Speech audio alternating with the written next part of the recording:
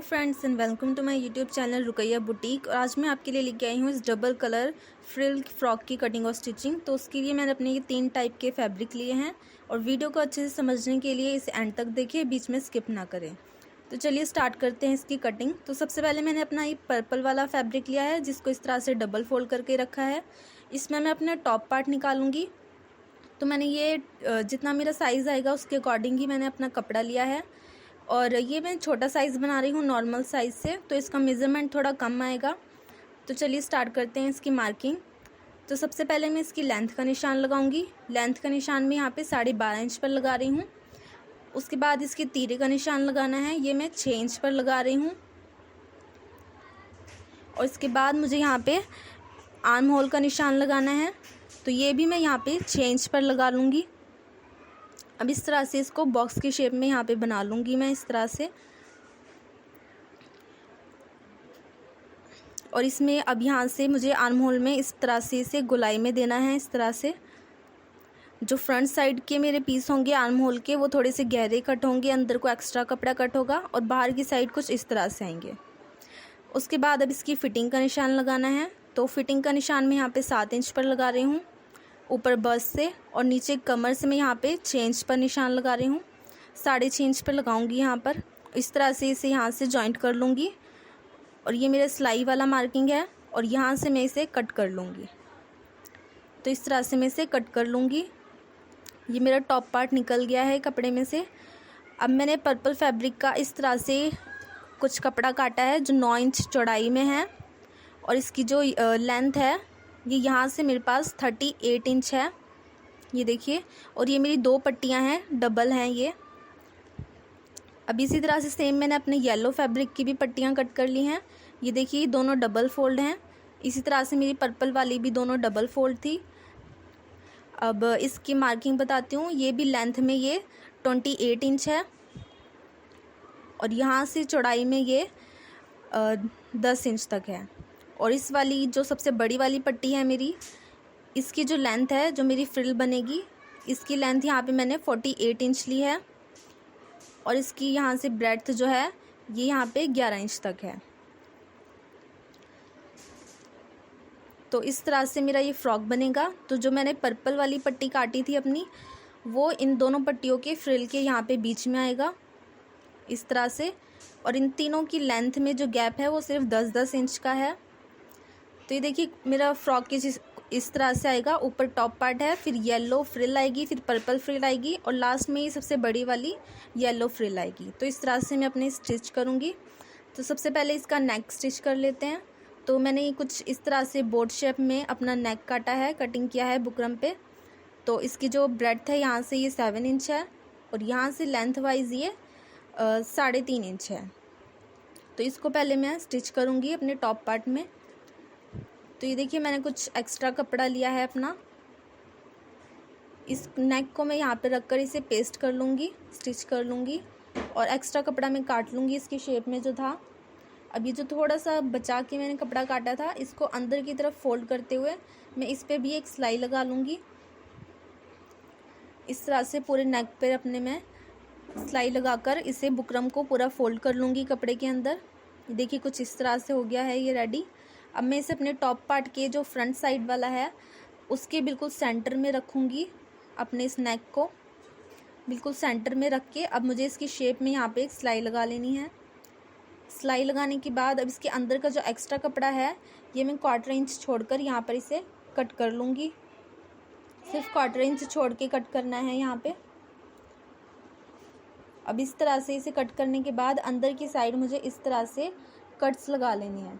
और ये कट्स ज़्यादा अंदर तक नहीं कटने चाहिए, जिससे मेरी सिलाई कट जाए। तो सिलाई से थोड़ा पीछे पीछे ही कट करने हैं। इस तरह से पूरे नेक पे मैं अपने कट्स लगा लूँगी। अब इसे मैं यहाँ से इसकी रॉन्ग साइड से इस तरह से इसे रख कर एक सिलाई लगा लूँगी। नेक को जो बुकरम वाला पीस था मेरा, इसको इस तरह से फोल्ड करके अंदर की तरफ अब इस पर एक कच्ची सिलाई लगा लूँगी। ये देखिए इस तरह से ये हो गया है रेडी। अब मुझे अपना ये टॉप पार्ट मैंने बैक साइड वाला लिया है। अब बैक साइड का नेक बनाऊंगी पहले। तो देखिए इस तरह से मैंने इसे डबल फोल्ड करके रखा है।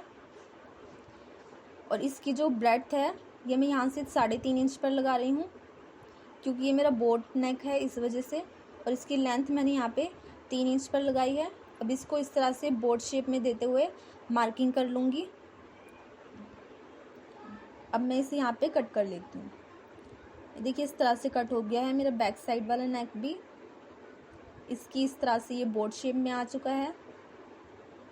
अब मैंने इसमें एक उरेब में इस तरह से पट्टी काटी है, कपड़े की ये टेढ़ी पट्टी कटती है कपड़े में। अब इसको इस तरह से डबल फोल्ड करके ये जो ओपन साइड है ये नेक की तरफ रखते हुए यहाँ पर एक सिलाई लगानी है। इस तरह से पूरे नेक में सिलाई लगा लेनी है।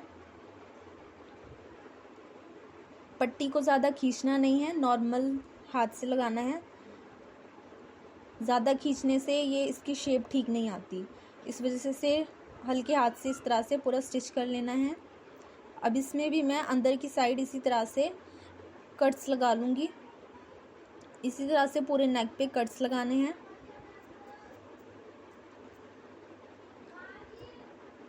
और ध्यान रखना है सिलाई नहीं कटनी चाहिए, सिलाई से पीछे पीछे ही आनी चाहिए मेरे ये कट्स। अब कट्स लगाने के बाद अब ये जो नीचे का सारा कपड़ा है इसको मैं पट्टी की तरफ रखते हुए एक सिलाई लगा लूँगी, और ये सिलाई भी मुझे पट्टी की तरफ ही लगानी है। इस तरह से पूरे नेक पे यहाँ पे मैं सिलाई लगा लूँगी। ये देखिए इस तरह से इसे सेट करते हुए अच्छे से यहाँ पर मुझे पूरे इस नेक पे सिलाई लगा लेनी है। ये देखिए इस तरह से हो गया है ये रेडी। अब मेरा ये जो दूसरा फैब्रिक था ये नेट में है कुछ इस तरह से। अब मुझे इसकी कटिंग करनी है। तो ये देखिए मैंने ये जो फ्रंट साइड वाला मेरा टॉप पार्ट था इसको मैंने उठाकर यहाँ पर इस पे रखा है, इस फैब्रिक पे। अब मैं इसकी शेप में बिल्कुल यहाँ पर इसे कट कर लूँगी। ये देखिए इस तरह से कट कर लिया है ये बिल्कुल। अब इसको मैं यहाँ से डबल फोल्ड करूँगी और ये मेरा फ्रंट साइड पर ही आएगा। तो इस तरह से डबल फोल्ड करके अब मैं इसकी नेक की मार्किंग करूँगी। ये देखिए ऊपर से यहाँ से मैं इसे 4 इंच पर रख रही हूँ, और इसकी जो लेंथ होगी वो यहाँ पे मैं 9 इंच पर लगा रही हूँ, जो आगे से ऊपर से स्टिच होने के बाद 8.5 इंच तक आ जाएगा। अब इसको मुझे थोड़ा सा ब्रॉड शेप में देते हुए मार्किंग करनी है। ये नॉर्मल नेक से बहुत ही ज़्यादा बड़ा होगा, तो इसको इस तरह से मार्क कर लेना है।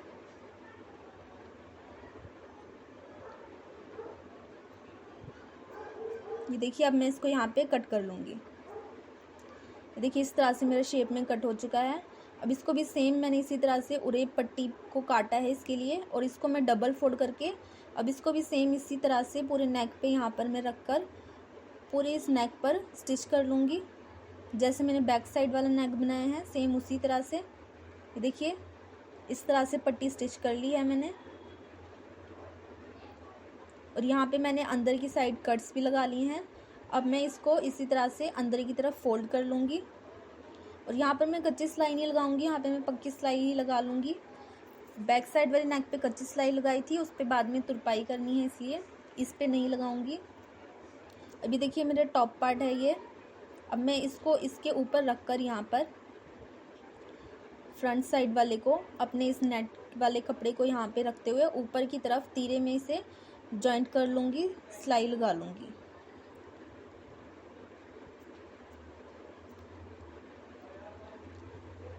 और ये मेरा बैक साइड वाला पीस है, तो ये फ्रंट है बैक साइड। इस तरह से इसे रखकर अब मैं इसे पूरे तीनों को साथ में ही जॉइंट कर लूँगी। और ये जो पट्टी एक्स्ट्रा बाहर निकली हुई है इसको फ्रंट साइड के आगे की तरफ रखते हुए इस तरह से यहाँ पर अब इसको सिलाई लगा लूँगी, इसे स्टिच कर लूँगी। देखिए इस तरह से मैंने स्टिच कर लिया है। ये अपना तीरा जॉइंट किया है इसने अभी शोल्डर से ओनली, और ये फ्रंट साइड से मेरा नेक कुछ इस तरह से आ गया है।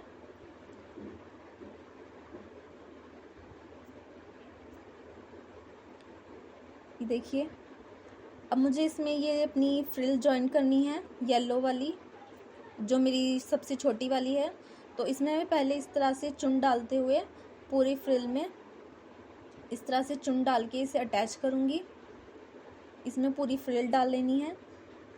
तो फ्रिल मैं इस तरह से डालूँगी, इसमें चुन्नट इस तरह से डालनी है। फ्रिल मैंने अपनी इस मशीन की जो सिलाई है वो मैंने फुल चाल की हुई है, जो फुल होती है मशीन की सिलाई वो किया हुआ है यहाँ पर।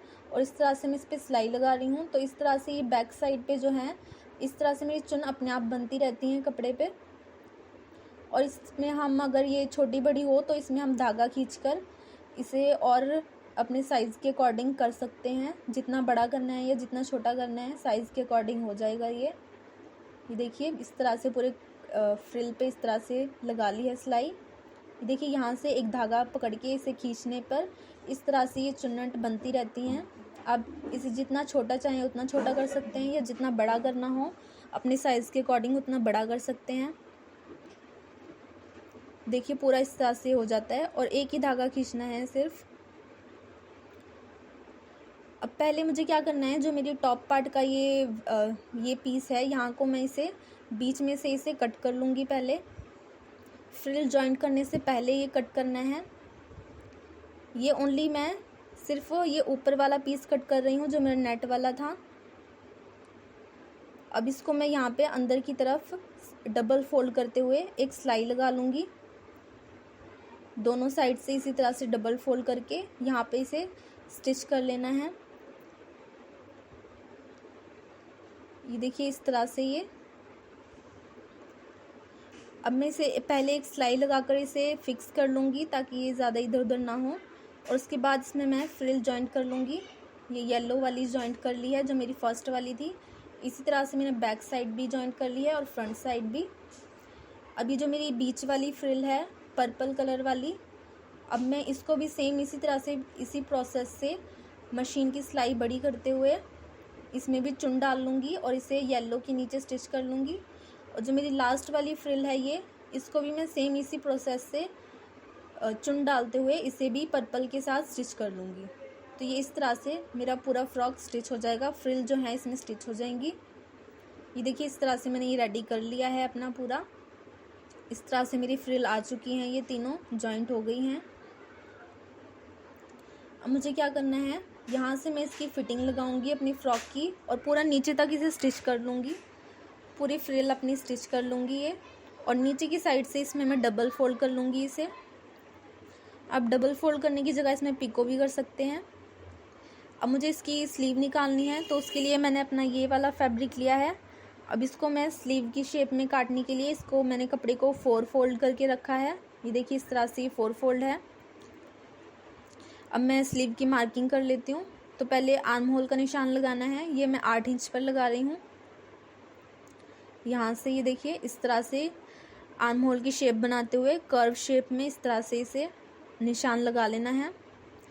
और इसकी लेंथ में यहाँ पर 11.5 इंच है मेरे पास, तो मैं इसे टोटल ही रख लूँगी पूरा। और यहाँ से मोरी का निशान मैं यहाँ पे 6 इंच पर लगाऊंगी। और इस तरह से इसकी फ़िटिंग का निशान लगाते हुए अब मैं इसे यहाँ से इसे कट कर लूँगी। ये जो मैंने मार्क किया है इस पे ही कट करना है। इस तरह से इसे पूरे अपनी स्लीव को यहाँ पे कट कर लूँगी। और ये नीचे से भी मैं प्लेन कर लेती हूँ, जो मेरा छोटा बड़ा हो रहा है कपड़ा। देखिए इस तरह से ये हो चुकी है रेडी। ये मेरी स्लीव आ चुकी हैं दोनों। अब मैं इसे नीचे से पहले डबल फोल्ड कर एक सिलाई लगा लूँगी। उसके बाद मैं इसे इस तरह से फोल्ड करके इसमें सिलाई लगा लूँगी फ़िटिंग की। और उसके बाद मैं इसे अपनी कुर्ती में अटैच करूँगी। यहाँ पर फ्रॉक में दोनों साइड की स्लीव मुझे इसी तरह से पहले फ़िटिंग लगा के इसमें अटैच कर लेनी है। उसके बाद ही मैंने लास्ट में कुछ इस तरह से अपनी डोरी तैयार की है, जिसमें मैंने ये फ्लावर से ऐसे लगाए हैं। अब मैं इसको यहाँ पर इस तरह से टॉप पे लगाना है, बिल्कुल ऊपर की साइड। दोनों साइड इस तरह से मैं अपनी ये डोरियाँ स्टिच कर लूँगी। तो इस तरह से मेरा ये ब्यूटीफुल सा फ्रॉक बनकर रेडी है। Thank you very much for watching.